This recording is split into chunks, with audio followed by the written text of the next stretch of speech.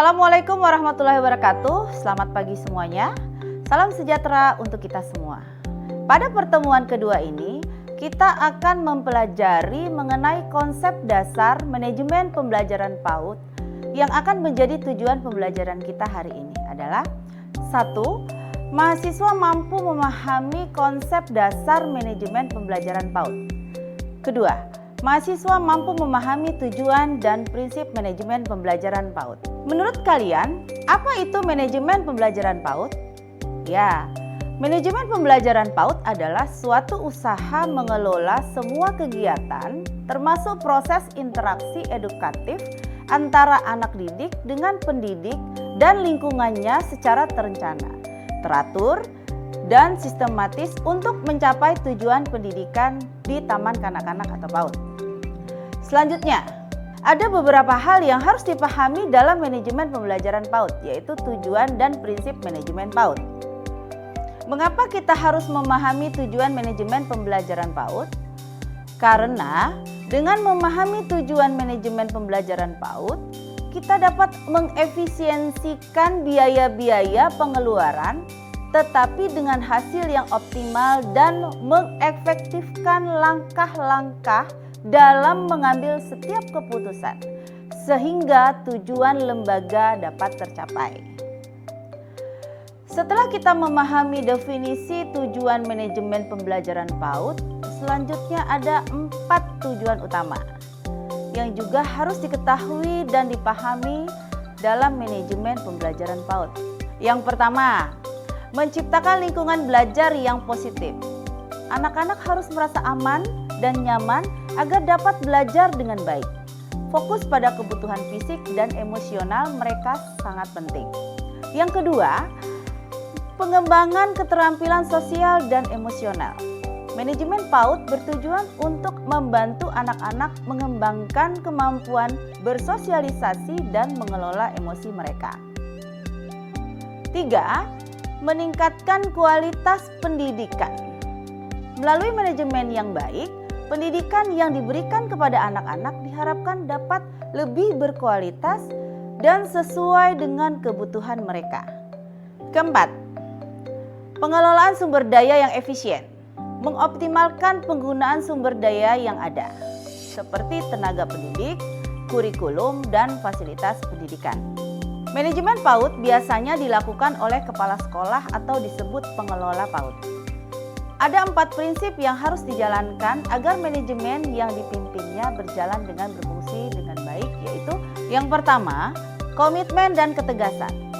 Komitmen ditujukan kepada kesanggupan kepala sekolah dalam memajukan lembaganya.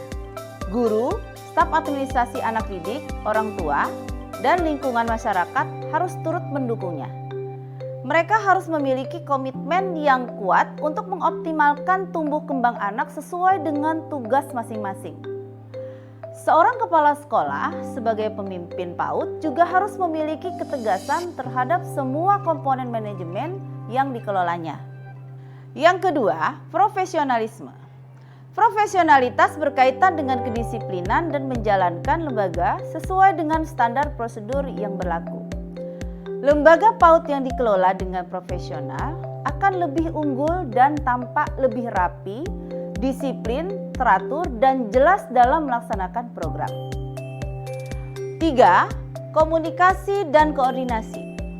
Dalam sebuah lembaga PAUD, pasti melibatkan banyak komponen sumber daya manusia.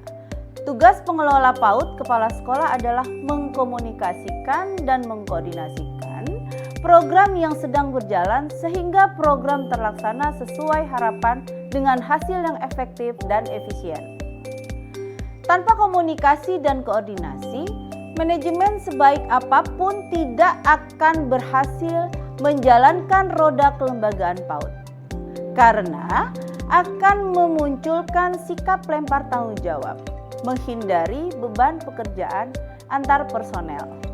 Yang keempat, seorang kepala sekolah yang baik harus membebaskan guru-guru dalam mendidik anak-anak tanpa campur tangan yang dapat mengganggu seorang guru dalam menjalankan tugasnya. Caranya adalah dengan memberikan reward atau hadiah dan punishment atau hukuman guna menciptakan iklim kompetisi yang sehat. Dengan adanya iklim kompetisi yang sehat dengan cara pemberian hadiah atau penghargaan bagi guru yang berprestasi di bidang tertentu, pernah menjuarai lomba pembuatan APE tingkat provinsi misalnya, maka guru tersebut harus mendapatkan penghargaan dari sekolah. Hal ini akan menjadi penyemangat motivasi guru lain untuk dapat memacu diri mereka agar lebih baik dan hasilnya adalah PAUD yang ayah bunda pimpin akan maju.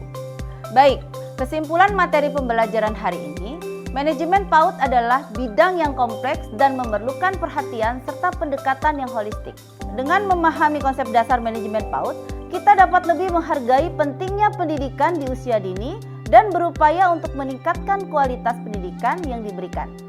Melalui manajemen yang baik, diharapkan anak-anak dapat tumbuh dan berkembang dengan optimal, siap untuk menghadapi tantangan di masa depan. Demikian pembelajaran kita hari ini, semoga materi ini bisa bermanfaat untuk kita semua. Saya ucapkan terima kasih atas perhatiannya. Wabillahi taufiq wa hidayah. Wassalamualaikum warahmatullahi wabarakatuh.